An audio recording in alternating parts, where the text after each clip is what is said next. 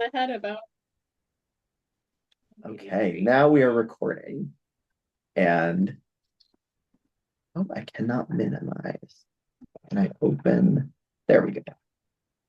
Okay, I can share a screen though. That's what I will do so that everyone can see. I apologize to anyone who's going to watch this recording and be like, what are they doing? There we go. Okay, our readings this week. We have Isaiah 65. I'll skip the canticle for now. Second Thessalonians, and our gospel is from Luke. So the canticle. Instead of a psalm, it is a canticles are in the Book of Common Prayer. They are songs of praise. So it makes sense that our response is normally a song, which is as a psalm, which is a song. We're doing a different type of psalm. The Canticle 9 is also from Isaiah. It's from it much earlier in the book. If we wanted to do that reading, we would probably need books of common prayer. We could do that. We also have three others. So it is, I will leave it up to the group what we would like to read today. Can I ask you a quick question? Yes. That Book of Common Prayer, is that just an Episcopal thing? I had never heard of it before. Yes, it is. It is our book that contains any prayer. So it's similar to the Roman Missal, if you're familiar with that, except it's Roman Missal plus. It's got a bunch of other prayers. Any basic service that an Episcopal church does is in there, which I think is really cool about this church because we give the book to everybody and we say there are no secrets. You should know how we can all pray. Very cool. So the leaflet, like you have in church, like it's all bits of that, but instead of making people flip through it, Lauren puts them together and prints it. Yeah, it's not organized in the most helpful way to read straight through. So you can do it, but it can get a little difficult to try to do a full service out of the Book of Common Prayer. Can we do Luke? I like this passage a lot. Yeah, let's. Unless someone else had an opinion. And you need to speak loudly and quicker. We're gonna do Luke. Well, and we're a little ahead of where we normally are, so maybe we'll even get two readings today. I really like this passage a lot. 22 or 2:1 or 21? 21 verses 5 through 19. You got your super duper large print Bible, Jay. It is. Yay. All those Don't worry, I got my reading strip too. Very nice. Can I ask someone to read through the passage and tell us the name of the translation that they're using? I can read. I don't know what translation I'm using.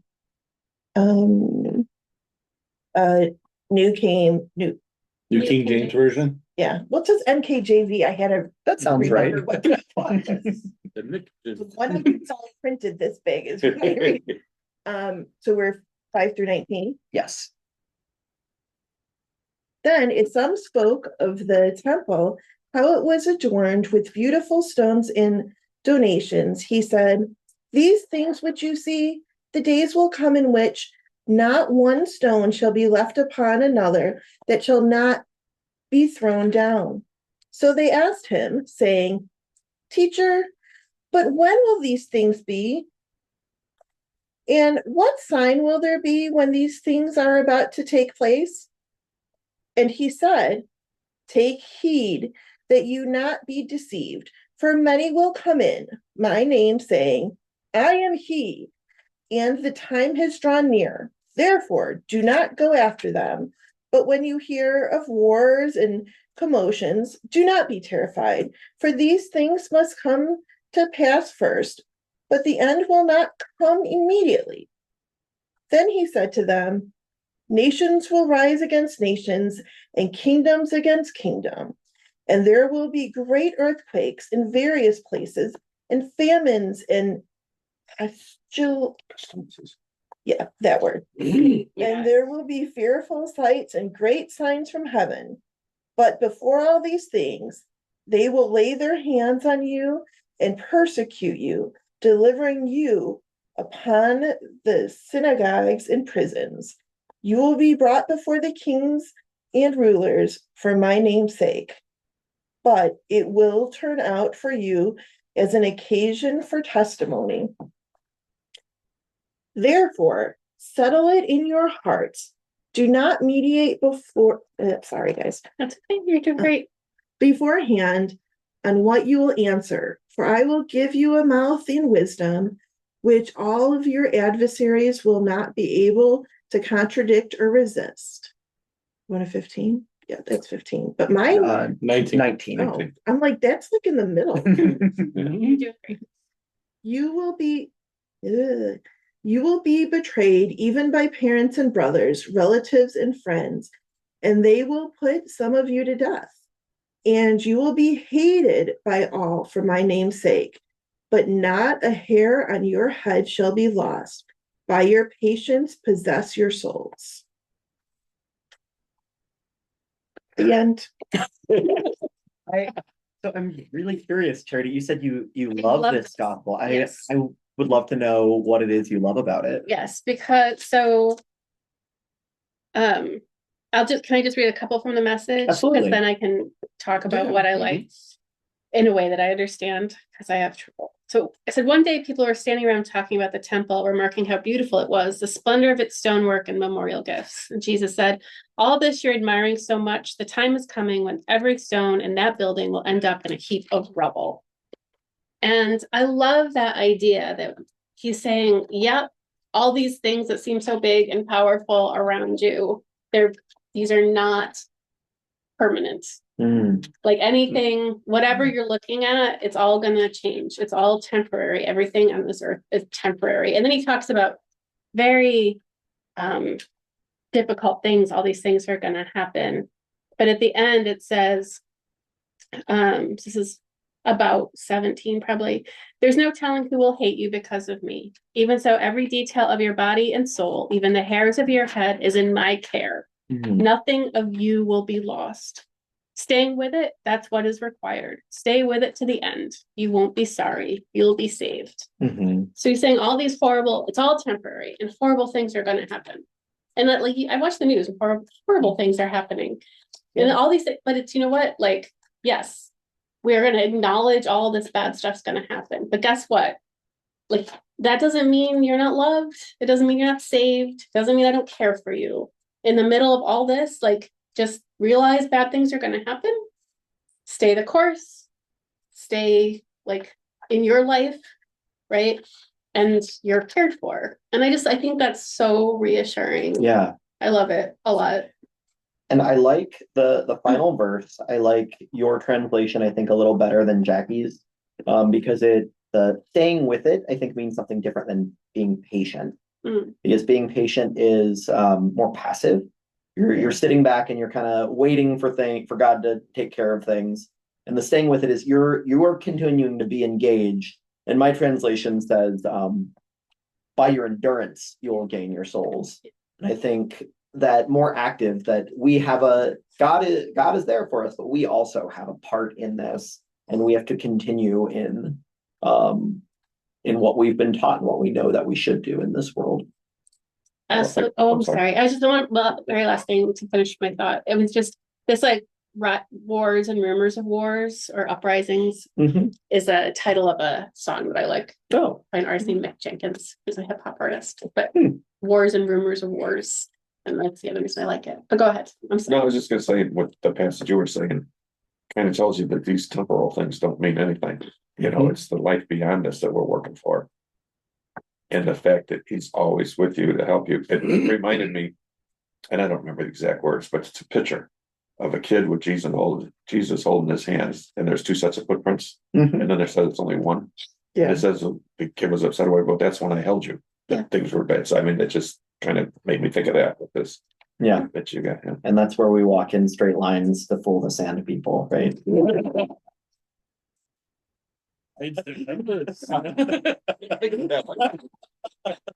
Deeper meaning. I've restrained people before who have autism or violent tendencies, and one of the kids severely autistic. To go in her room at night, we'd screw in the light bulb, put her to bed, take it out, nothing in the room with her, because of the violent tendencies. And her mom was a recovering alcoholic and just getting into this, just pray and pray and pray.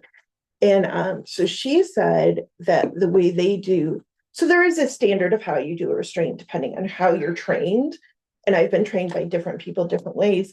But she showed me what they do. And she said, so then when you've got her down, you pray, but not to yourself. You pray out loud and you let her know when you repeat this. And you, and I really like that both, well, for me when I did it, but for the mom and the child, because whether the child got what was going, you know what I mean? Like, but the mom was reminding herself and telling her child that God was there. You're not alone in this. You're not alone in this. You're not alone. And that's not what she prayed, but I think knowing you can hold on to that, because that's one of those trials. I've worked with parents once their kids get bigger than them. It is a challenge. Yeah. It is a huge challenge, and it doesn't mean, but so you're like, God gave you a child. And that is a blessing. It is always a blessing, but God gave you one heck of a challenge, but he's still there with you.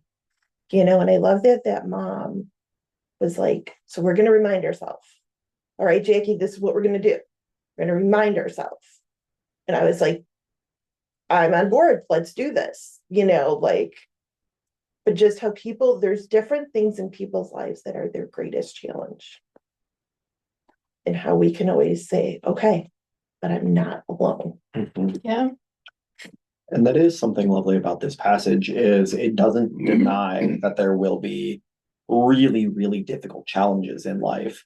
And I think that's good for us to hear, because I think often there can be a tendency in Christianity to want to say, if we trust in God, everything will be good. We'll only get blessings. But I think this part of what this portion of the gospel is saying is that even when we trust in God, that there are still going to be bad things in the world. And that doesn't mean that God is absent. Yeah, that's exactly how I feel. That's a beautiful summary. There's a passage, I don't remember, but in Isaiah, there's a part where it talks about God was near, and I was in a alcove of a mountain, and he put his hand there as he walked by.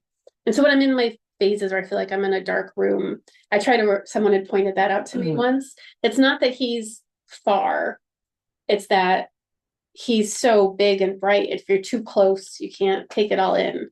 So as he walks really close to you, he'll put his hand over where you are. And that's like why you're in a dark spot for a minute. And I kind of love that it's not, doesn't mean he's far. It actually means he's much closer than usual. That's lovely. Yeah, I like that. And this feels the same way. Like these things are, yes. I do this with my kids all the time. Like, yes, that teacher was wrong. Yeah. That was a terrible situation to be in. Those boys should not have said that to you. That's really difficult. I am sorry. That is true. And that's a hard thing to do for any of us to say, because I think we want to, I want to minimize it. Like, oh, they couldn't have been that bad. Or I'm sure the teacher didn't mean it that way. I'm sure it's fine. It's like sometimes, no, it wasn't fine. Like there's some value, I think, in saying, yes, this right now it sucks. This is hard. This is wrong. And right. And a lot of good things exist at the same time. Right. Charity, I remember you talking about the kids asking, why do bad things have to happen? Yeah. And well, and I believe it was to the crucifixion. Well, the crucifixion had to happen, and it was bad for the resurrection to occur. And sometimes bad things happening can bring people together. Yeah. In a positive way. Yeah, the Good Friday questions are always challenging. Yeah. Part of it, I think, too, if things are always good, just becomes status quo and Yeah. you go along. But if you've gone through hard times, you appreciate the good times all that Mhm. much more. Yeah. That is true. And sometimes I try to remember what seems bad to me in the big, big picture that God has is not always bad. Like I remember my husband lost his job when well, I shouldn't say that on video. We went through a hard time and it seemed like a terrible, terrible, terrible thing at the moment, right? Because of 2 little kids, I was a stay-at-home mom. But like him having the time with us, and then the job he got after that was much, much better. And we had time that we needed to like reconnect. And like a whole bunch of really great things happened, like as a result. But in the moment, it felt terrible. But Right. zooming out 10 years, 15 years later, you're like, oh, like thank goodness. Because that was like not a great Mhm. situation. The financial stability was nice. But then you like can zoom out and see like there were more important things that going on. So sometimes a bad thing isn't always a bad thing Right. when you zoom way out. I'm sorry, go ahead. Oh, go ahead. I mentioned it to a ton of people that getting prostate cancer was not a good thing, but it brought me way closer to God. And my wife says I'm more mellow than I ever was and stuff like that. So what I thought was a bad thing really isn't, because I came out of it okay, and now things are, Mhm. just really good. And I believe that with my whole heart that God was trying to tell me. And it was just a little aside. It was so weird. They have to put gold up you Mhm. so they can, where to aim. And he couldn't get them inside, and it's beginning to start to hurt. And I said a prayer, and I swear to you, it felt like Jesus came and laid next to me on the table. Mm. And all of a sudden, everything was fine. I mean, it hurt, but it was okay. That's lovely. It was just such a cool, I swear to God, he was right there. It was, so there's been a lot of good things out of that. So like you say, out of bad things come good. Thank you for sharing. That's really nice to hear. And I absolutely believe I think in our society we can be hesitant to talk about mystical experiences like that, but they happen. They do. I've experienced it at different times in my life that it's not most of the time, God is kind of off somewhere, but every once in a while you'll feel that nearness and it is tangible and it's a gift. Well, the first thing everybody tells me, what's the drugs you're on? I said, they didn't give me nothing. I said, so I wasn't on anything. This actually happened. My grandpa, so I was, I didn't grow up super religious and come to faith really until, I don't know, my 30s. But I remember I was in college and I came home and I came from a really small school where no one went to college. And then I went to college, I was on a scholarship. And if my GPA dropped below like a 3.5, I'd lose my scholarship and end up back. So I was under a lot of stress at the time. And I came home to see my grandparents. And my grandparents basically raised me. My parents worked. And like I was there, got on the bus there, came home, the whole thing. So, and he was a World War II vet, no nonsense guy, farmer and then carpenter. And I came home from college and he was like, pulled me aside. And he was like, it's like, I think you're all mixed up. And I'm like, yeah, I'm feeling a little mixed up. I'm sure, like, I tried to get rid of my accent because I had a very backwoodsy accent. And I was practicing because I was getting picked on. My verbiage had changed, my vocabulary had changed.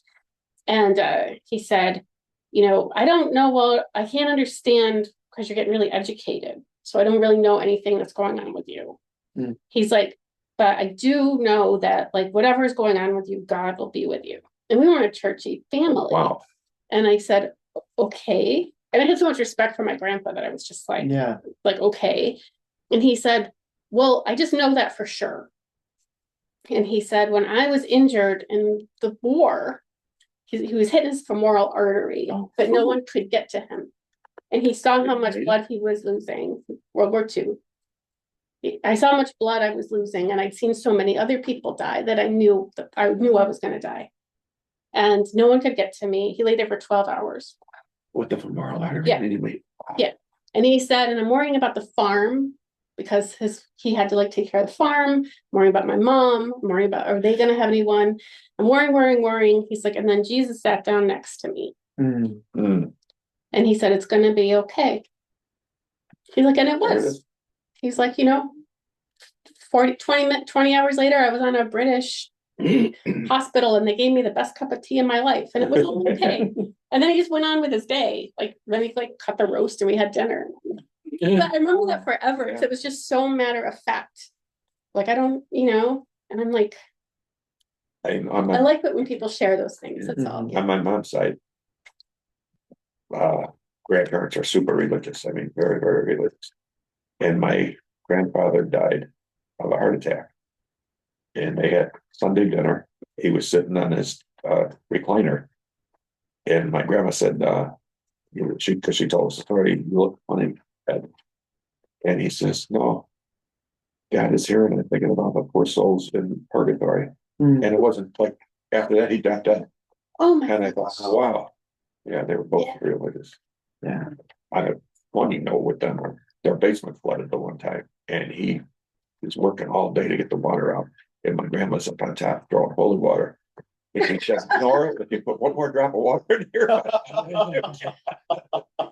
Can you imagine? No. It's so funny. Yeah. That's not the time for more water. No. I think sometimes stuff happens.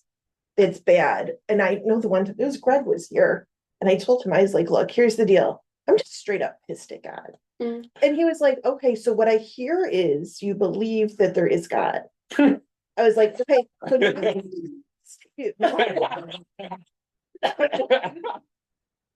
but and then we talked about it and stuff, but I was like, there's so many things that are miserable and awful, and we're like, we read these stories in church about these miracles, and there's the blind person and God spits in the mud, rolls it on an eye, and now you see, and that's great For them.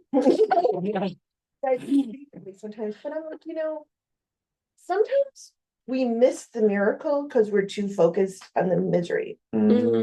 So on my mom's side, my great grandpa, I didn't know him, but there's a story. So he was blind, farmer who went blind, and grandma had kids, so she couldn't teach because she had kids. So the idea of poor was as poor as you could be. Like not vegetarian by choice. They got meat once a year until the kids could hunt. But there was a snow, so they lived in Nebraska, and there was like a blizzard, not a snowstorm, a blizzard one winter, and somebody's kids weren't home.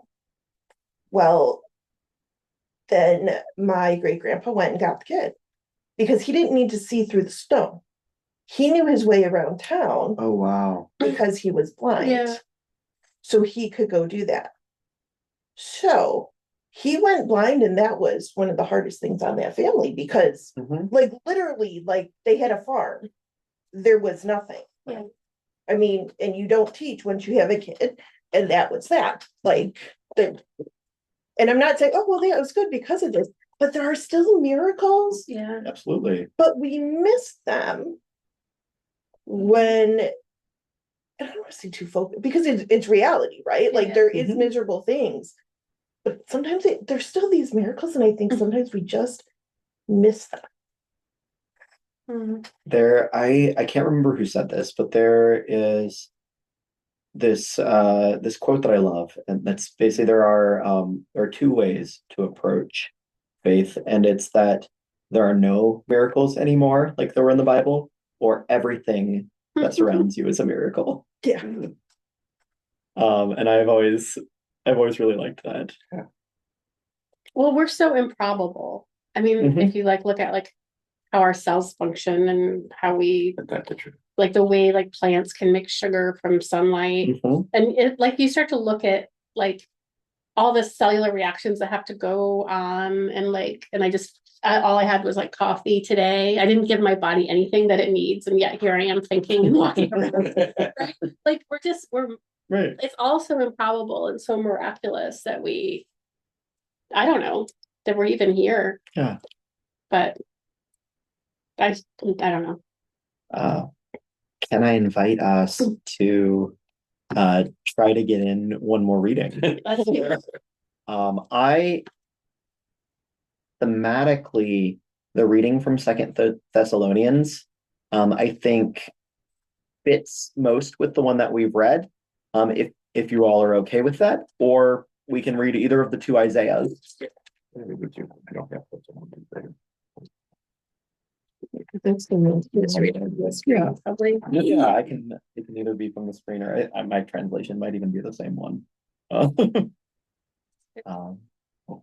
Yeah, never mind, it's off the screen.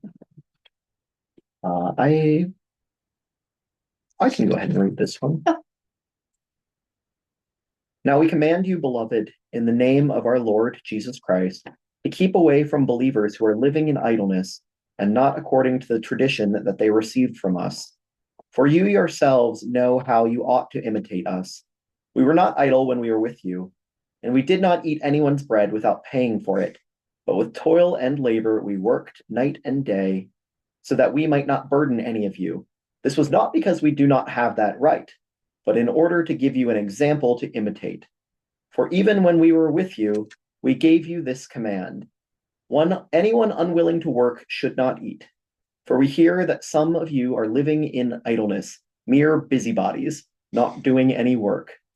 Now such persons we command and exhort in the Lord Jesus Christ to do their work quietly and to earn their own living. Brothers and sisters, do not be weary in doing what is right. Interested. Says a lot. It's when we were talking about and especially in our prayers before we got started, and things around food aid and insurance types of things. Mhm. This passage has been used Mhm. to argue against giving things to people in the past. It's a really interesting one. Somebody had just posted on social media. Did you ever notice those looking for handouts aren't strapping on their work boots? That is a thought. It's so, I'm sorry, go ahead. No. I don't even have to thought together. I'm just wondering what was considered work at that time. And if you look at some of the people who have plentiful food in their fridges, if what they're doing would be considered work at this time.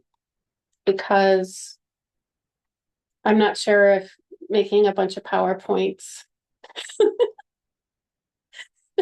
That's fair. We call startups, sometimes you say if all they have are PowerPoint slides, it's like instead of software or hardware, you call it slideware.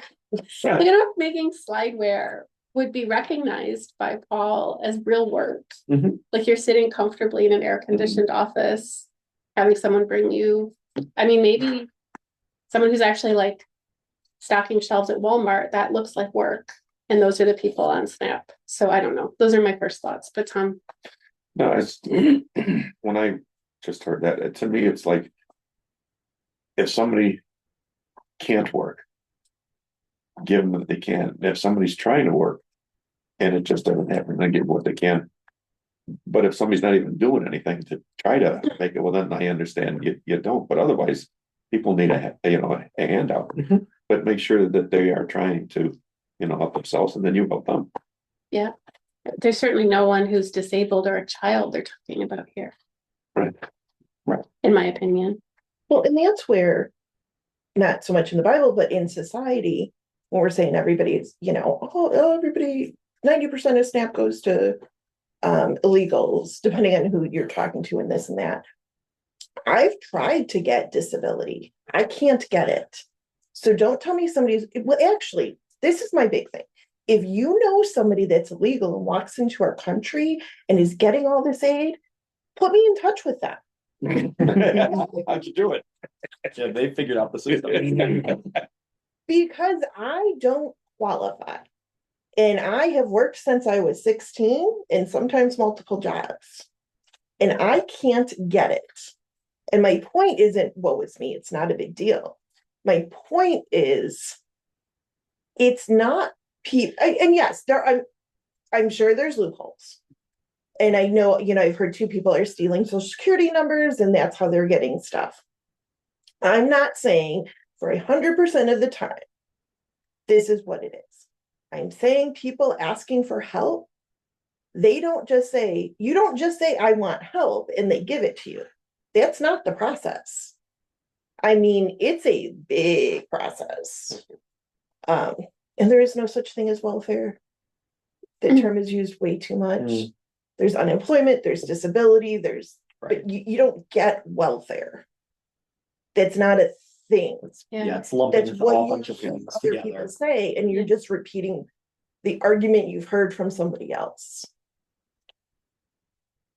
So I'd like to give some context to this, especially we don't have David to do this.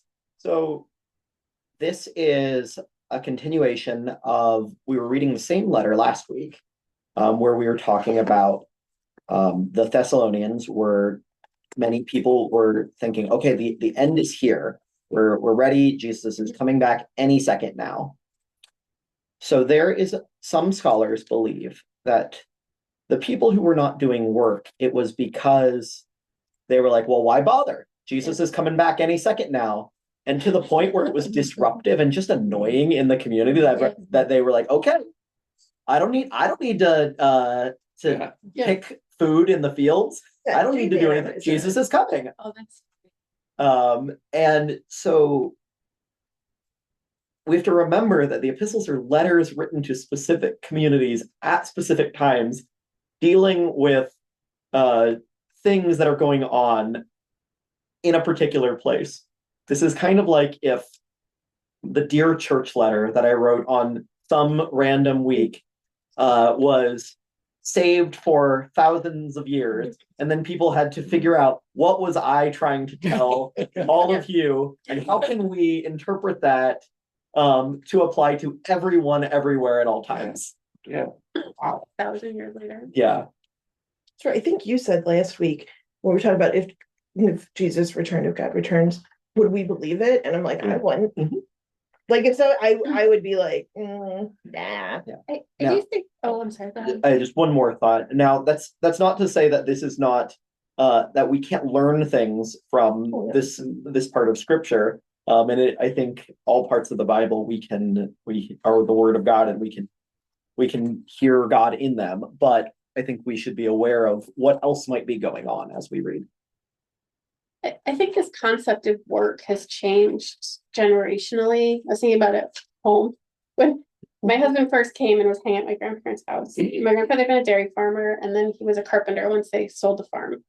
And there was farms all around us. And the guy in the back hill, up on a hill, would argue with his wife, and you could hear him all across the valley. And his name was Denny. And Denny was a farmer of dairy. They're all dairy farms. And he had lost a thumb, as farmers lose fingers. I know anyone with 10 fingers, but he lost a thumb. And he still had two. And they were making it work. And then they were talking about Denny and the milking and the new milking machine's thumb. And they're just talking, my husband's just listening, trying to understand what was happening.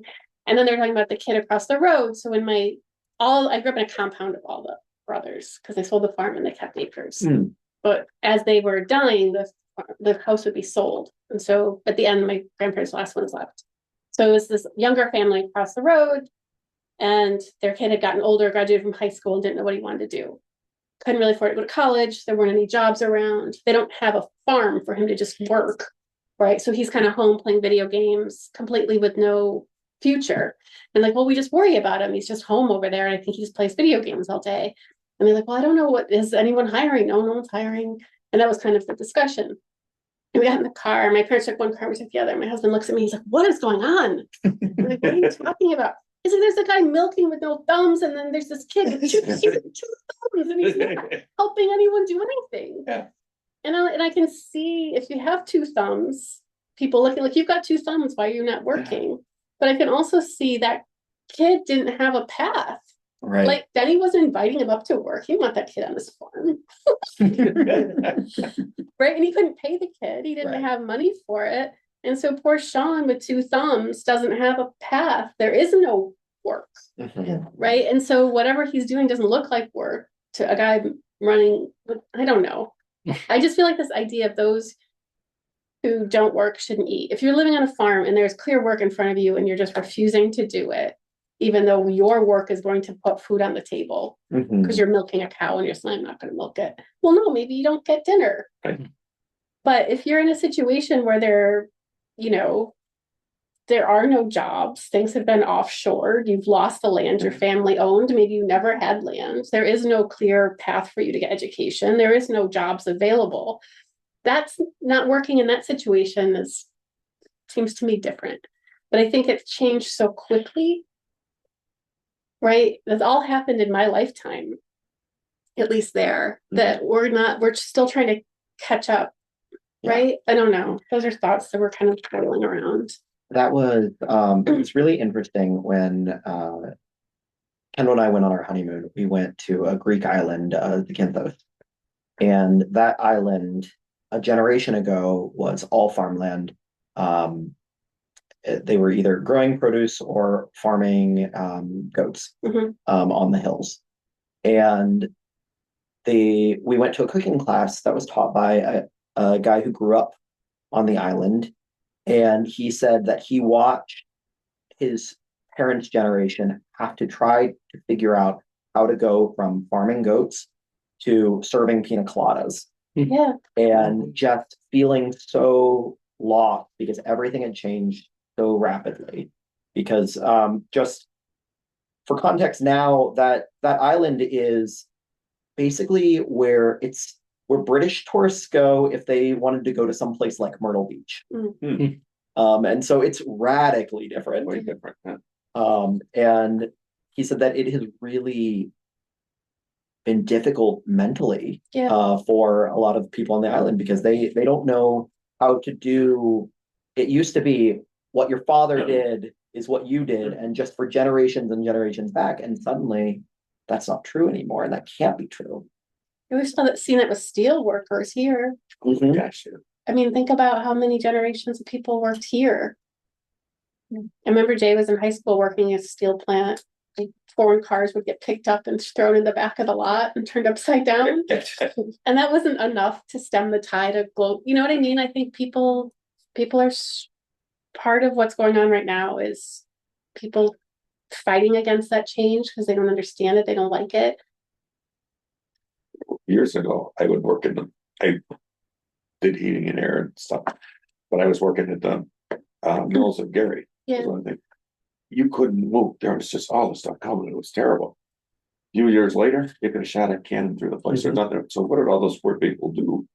That the job was gone. Well, just those are the ones that need the help. Through no fault of their own. No fault of their own. And you tell them don't work, don't eat. It's like work how? And secondary education is a privilege that not everyone has. You know, we expect college, trade school, and I'm grateful it is a privilege my children will have, but it is not a privilege that everyone has. And we now live in a society, at least in this area, dual income families. I am very blessed that we've can live off of Mike's salary. He carries insurance. But when I did go back to work, I went back part-time preschool teacher. I didn't make anything because what it cost to put Danny in daycare for before, and he wasn't in full day. He was in before school care. So he wasn't in full day, and it was one of 3 children. I did it because I wanted to. I would have volunteered, and then that led to once he didn't have to be in, he could stay home with the girls, then I made money. But I didn't make money. People lose money to work because we don't subsidize childcare. You can get childcare benefits. I know at one point I did a lot with Big Brothers Big Sisters, and somebody had a baby and it had asked me about watching. Based on this category, this category, this category, this category, it would have paid $5 a day to go through the government. If the government is giving a worker $5 a day and somebody agrees, is that who you want watching your kid? And in some cases it is, right? Like it's just a good-hearted person. Childcare is tricky. Yeah. Childcare is tricky. It sure is.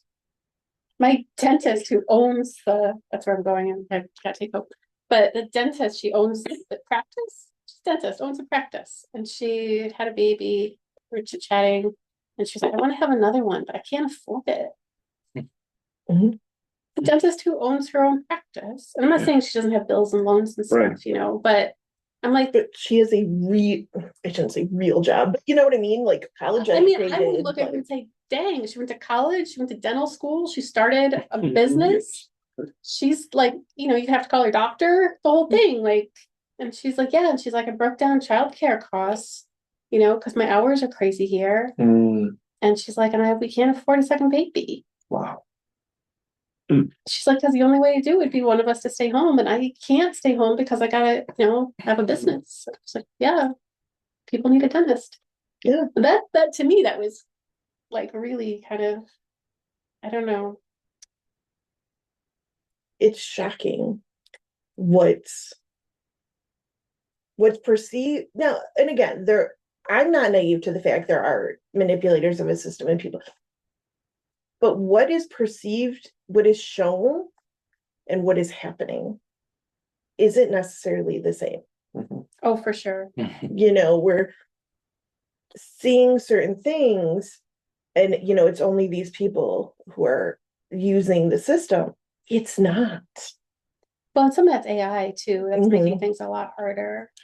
Yeah, I was trying to not get on my soapbox Yeah. about um yeah, because I do believe that we part of our time here on earth is to we have a purpose in our lives. And when I believe that when the Bible says that we are created in the image of God, one of the pieces of that is we are created as creators ourselves. And so we have these powers of creativity and we should not cede those.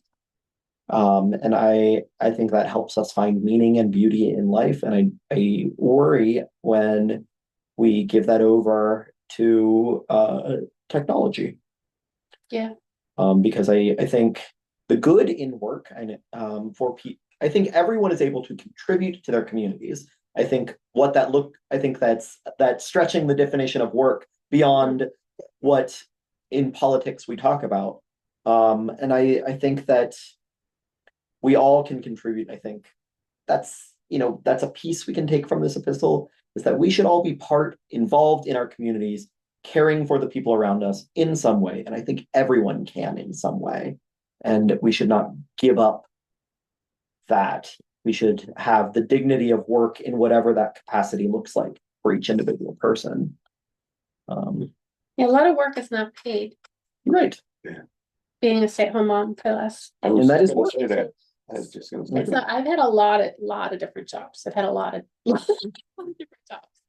And the hardest one of any of them has been taking care of kids. Well, and it costs so much to not be a stay-at-home parent. Mhm. Yeah, it, for it sure. is expensive to not be a stay-at-home parent. And I'm grateful I stayed home. Like I loved it. I love it now. Do you know who Tina Fey is? Mhm. She wrote a book called Bossy Pants. I don't know if you've read it, but it was fantastic, especially for raising daughters.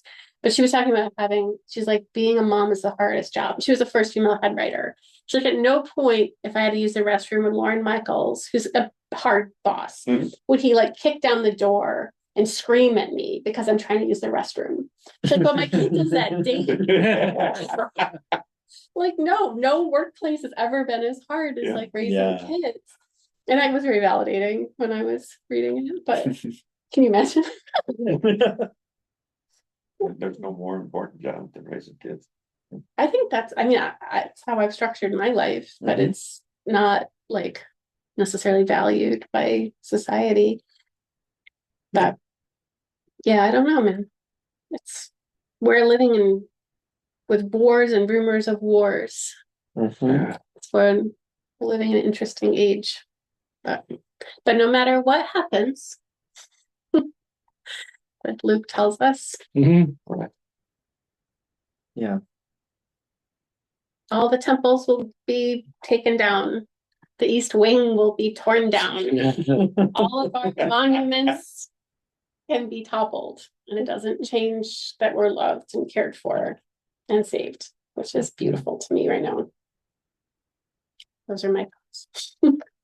Well, and I think finding a community which reminds you of your value Do you know what I mean? Whether it's fiscal or work is, like you said, it's interesting. And I think if we put $20 of food in the food pantry here and $15 goes to truly needy people and $5 goes to people who just do whatever with it and really could work and they're choosing not to, and they're taking advantage of the fact that we have food there, does it mean it wasn't worth the $15 that was taken? Right. For those who truly needed it. Oh, it's Do even you know worth, what I'm saying? Like, yeah. it's even worth it if every once in a while the kids who live on this block, like they think it's fun to just like throw the spaghetti.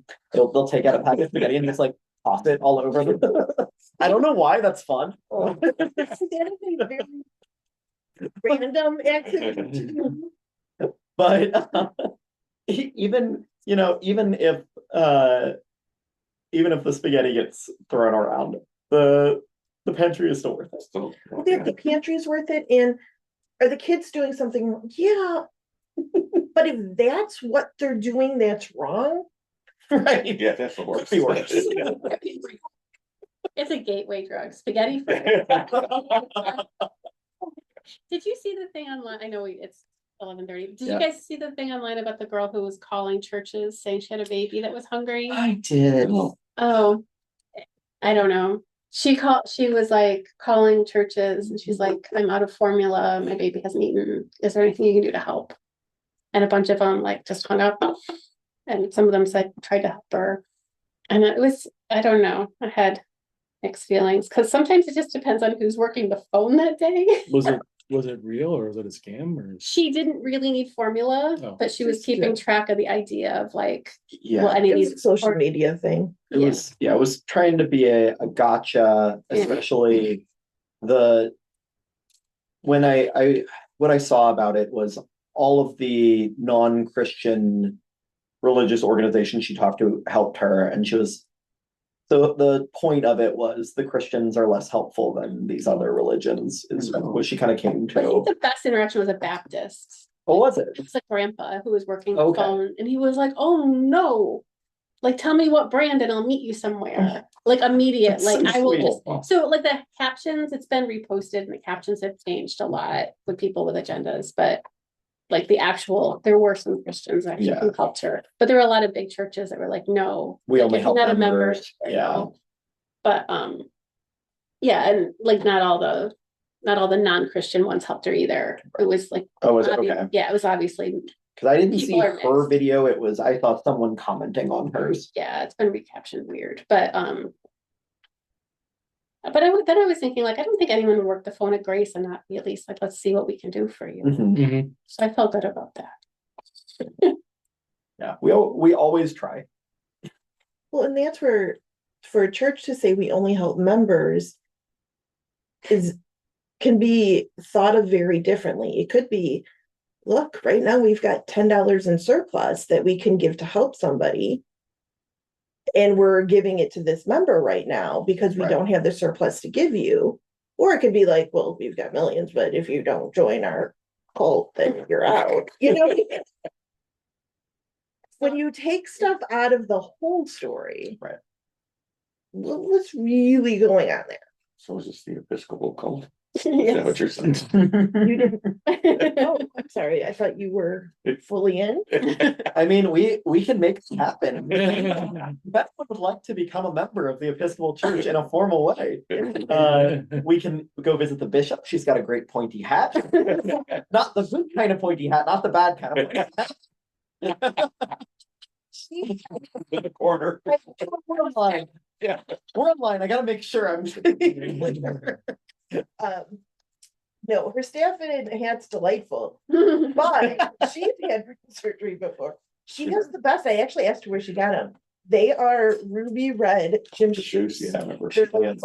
Red gym because she's like, well, I can't wear. And I'm like, well, I won't wear anything but gym shoes anymore. Where did you get yours? Because they're worth it. They're amazing. She does. She wears. She's a person too. She does wardrobe. It's fantastic. That application, I thought she was really good. She just seemed like a really warm, good person. She is. I liked her. She's down to earth. Yeah. Speaking of which, when All right. time gets ordained, you're not Well, I'm gonna. gonna- yeah. Right. Yeah, I got Are you it. still there? Yeah, I was gonna tell him that. Maybe No, not. I'm gonna Okay. Oh, you did. Allie from Well, east. to take Okay, her to well, we social. seem doing okay, and thank you for joining us. Do kids take her home? Oh, or- there she is. So actually, you're gonna pick her up from Dawn? east, and either you're gonna bring her home or to north, but she'll know. Or where north, she's- whatever. She doesn't know right now. Okay. Dawn, I think we're gonna log off for the day. Okay, We hope you feel And I better don't care either soon. way, but- You don't have to. yeah, Um, me too. and we'll see you next week. Yes, Yes. sir. Everybody take care. You You too. too. You know, you were saying you don't know anybody